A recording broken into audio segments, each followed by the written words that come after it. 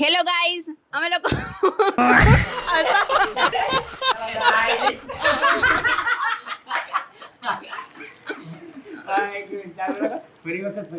Hello guys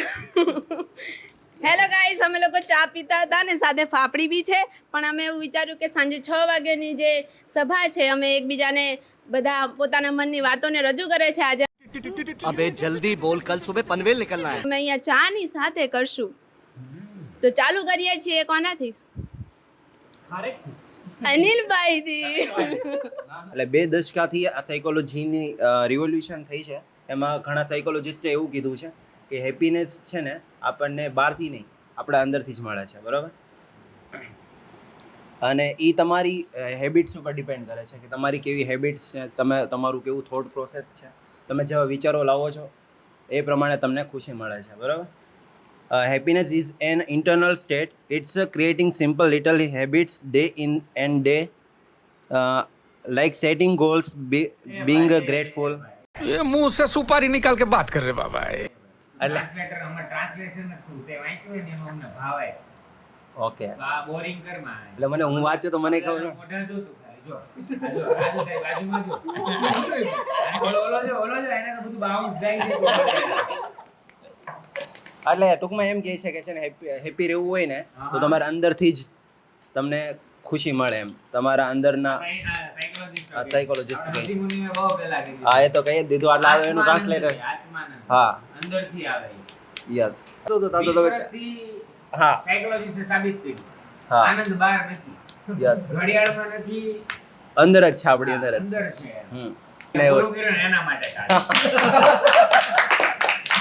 तो आप सब सुन सकते हैं कि अनिल भाई ने ये जो अंतर मन की खुशी है उसकी बात की है. अब दूसरी बारी आती है रुद्र भाई की. હું કરું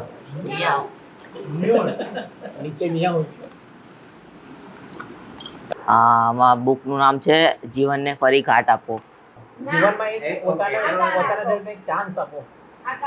અરે કુદડી તને નથી પૂછતો. જીવનને નવો વળાંક આપો, નવી રીતે ઘડવાની ટ્રાય કરવી, હો બેટા.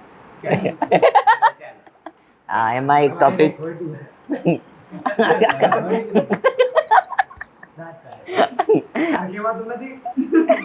મને ન દેખાણો એટલું એવું જ હતું એટલે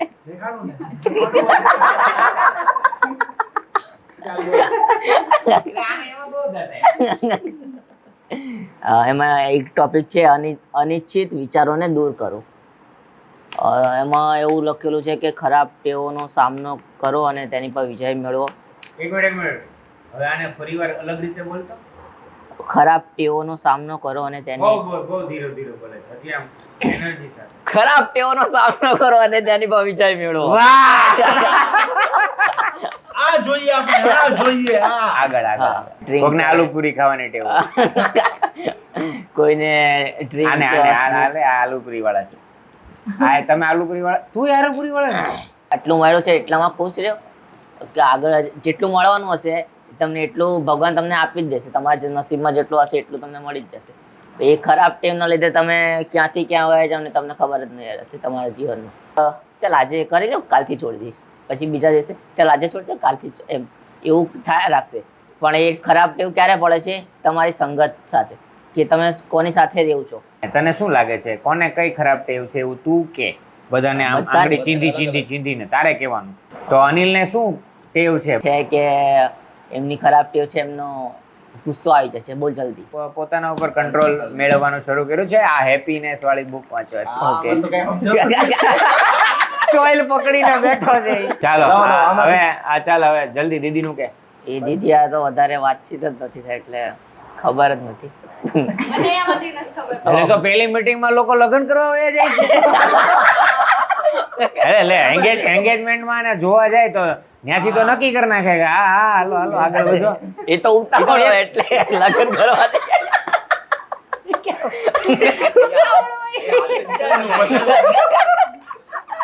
ફટાફટ ભાઈ આમાં કરી લેવું, નહીં તો આ એવો વિચારે.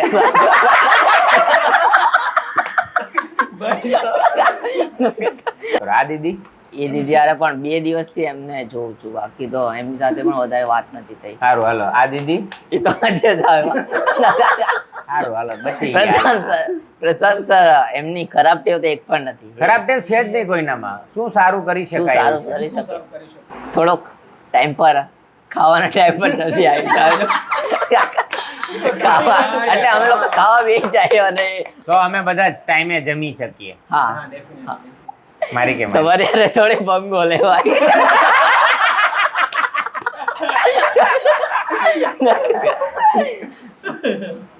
છે પણ ને નહીં પણ એવું એવું જ સમજો ને. યશભાઈ નું તો ઠીક છે. થોડુંક માઇન્ડને પણ થોડુંક ગરમ રાખો. એટલે મીન્સ કે ગરમ મીન્સ કે કોઈની પર ગુસ્સો આવે ને તો એની પર ઉતારી દેવાય. લે યુનિક સલાહ આપી. એટલો પણ સારો નહીં બનો કે કોઈ તમારો ફાયદો ઉઠાઈ જાય. એટલે એ પણ એને કોઈ હેરાન કરતો હોય કોઈ એટલે ઇનડાયરેક્ટલી દીપિકા ટાર્ગેટ કરે છે.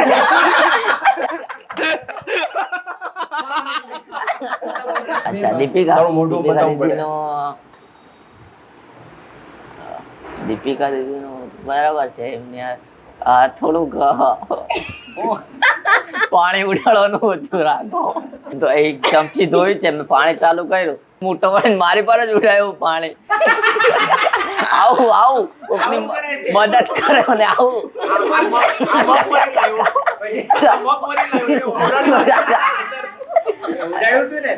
અને સમીરભાઈ નું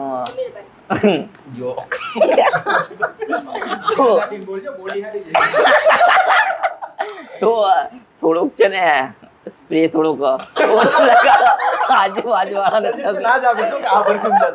લાઈટ હોય ને તો મજા આવે. સ્ટ્રોંગ હોય ને તો આજુબાજુ વાળા બેભાન થઈ જાય. આજે તો લક્કીભાઈ મારી યારે મસ્તી કરી.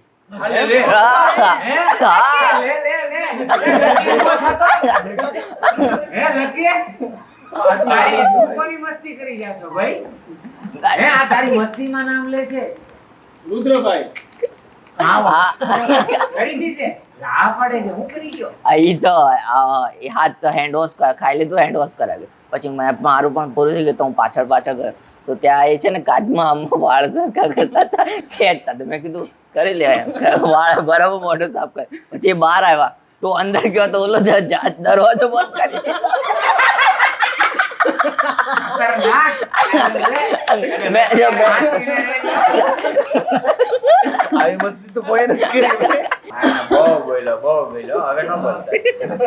ભાષામાં તું હવે એક વખત ઇન્ટ્રોડ્યુસ કર શ્રદ્ધાને. Hello guys.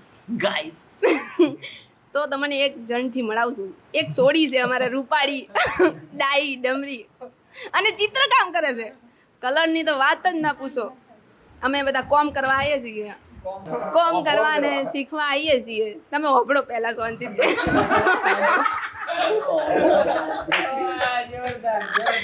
પછી તમે સવાલ પૂછશો તો હાલશે. તો શ્રદ્ધાબુન અહીંયા અમારી ઓફિસને શણગારી રહ્યા છે.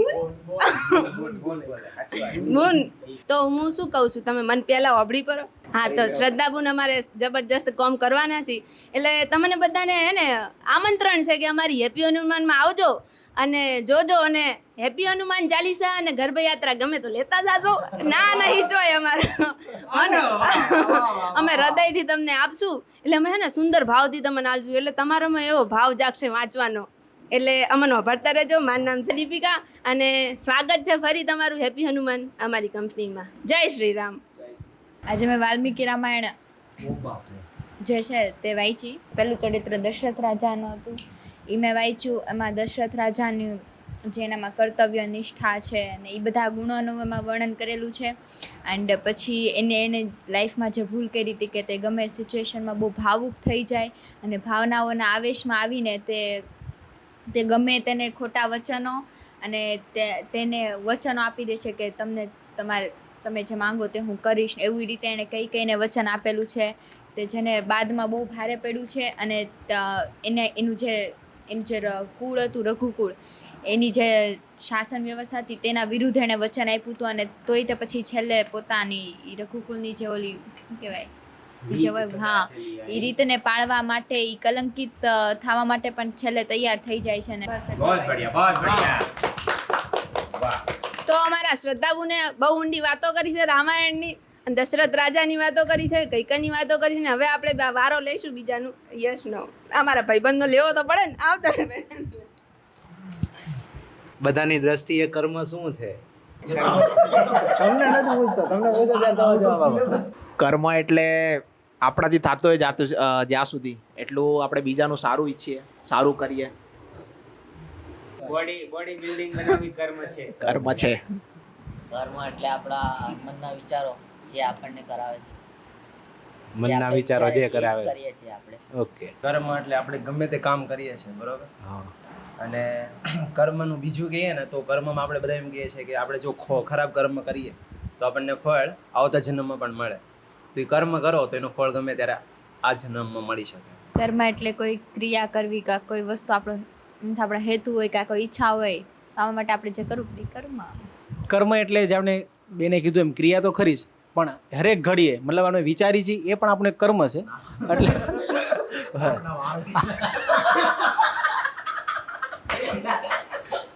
એમાં આપણા વિચારો પણ આવી જાય, હરેક સેકન્ડ આપણા જીવનની હરેક ઘડી એ આપણું કર્મ છે. ઓકે. કર્મ એટલે એમ કીધું છે કે ગીતામાં કે માણસ એમ માની લે છે કે હું જોઉં છું, જે મારી ક્રિયા કરું છું અને જે વિચારું છું એ કર્મ છે. કર્મ ખાલી એ જ નથી, શું એ કર્મ છે. કર્મ એટલે ધ્યાનમાં બેસવું એ કર્મ છે. ભગવાને એમ કીધું કર્મનું બંધન, આમાં છૂટાય એવું છે નહીં. કર્મ કર્યા વિના છૂટાય જ એવું નથી. હવે આપણે શ્વાસ લઈએ છીએ ને એ એક કર્મ છે, વિચારીએ છીએ એ કર્મ, હરેક વસ્તુ જે કરીએ છીએ ને એ કર્મ, અને કર્મમાંથી છૂટાય એવું જ નથી. તો હવે આમાં રસ્તો દેખાડો કર્મના બંધનમાંથી કઈ રીતે છૂટવું. તો રસ્તો એ છે કે તમારે તત્વ જાણવાનું છે. આત્મ તત્વ શું છે, પોતે શું છો, અલગ નથી પરમાત્માથી. એ વસ્તુ જાણવાની છે કે હાલો માનો કે અત્યારે ચા બનાવી અને ખુશી મળી પીને, પછી પણ હાલો ન બનાવ્યું તો દુઃખ થોડુંક એવું લાગે કે આજ ન થયું, આ બધું ખવાનું નહીં, તો થોડું દુઃખ થાય. પણ હાલ કરી લીધું, ન થયું તોય મનમાં એવું કાંઈ નથી કે હા કર્યું કે નથી કર્યું. હા, એ મનમાંથી નીકળી ગયું છે કે એનું ફળ આપણે મતલબ આપને સ્વાદ આવશે એનો, એ વસ્તુનો. એ વસ્તુ આપણે કરશું તો એનો આપણે કંઈક મજા આવશે એમ લાઈક. તો એ વસ્તુમાંથી નીકળી જવાનું છે. એને કીધું છે કર્મના બંધનમાંથી નીકળવું. અને એ ક્યારે પોસિબલ છે? જ્યારે આપણે પોતે અંદર જાણી શકીએ.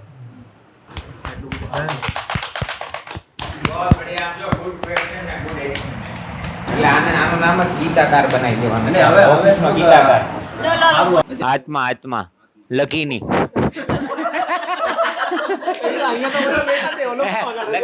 લકી કોલે કેમ નતા તું ઓલામાં ઓલ વેલ છે ને, ઓલ વેલ છે ને. રજા રાખવી તો રાખી દેજો, લોડ ન લઈ લેતો ખોટો. જય શ્રી કૃષ્ણ. જય અંબે. જય શ્રી રામ. રાધે રાધે. જય સ્વામિનારાયણ. જય ગુરુદેવ. હરિઓમ. હરિઓમ. આઉટ ઓફ સમીરભાઈની વારી આવી રહી છે. તો આજે આપણે ટોપિક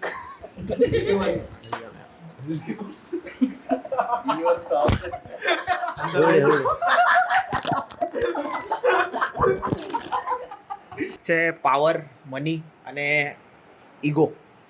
આ ત્રણ. બાપ રે અઘરા.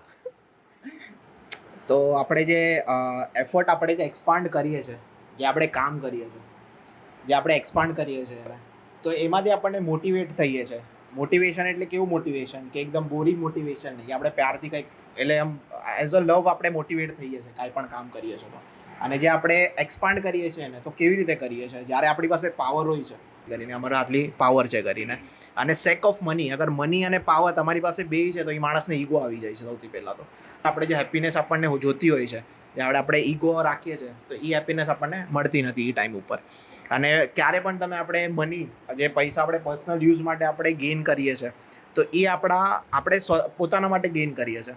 જાય છે જનરેટ સ્ટોરને એક્સપાન્ડ કરતા, ત્યારે આપણે આપણે કેમ બેંક બેલેન્સ હોય, એક અમાઉન્ટ બેંક બેલેન્સ, એમ વેલ્થની પણ આપણે એક અમાઉન્ટ હોય છે કે આપણે જે ક્રિએટ કરીએ છીએ અમાઉન્ટ, એ આપણે કેટલા લેવલ સુધી આપણે એ વેલ્થ આપણે ક્રિએટ કરી શકીએ છીએ અને એને આપણી પાસે રાખી શકીએ છીએ.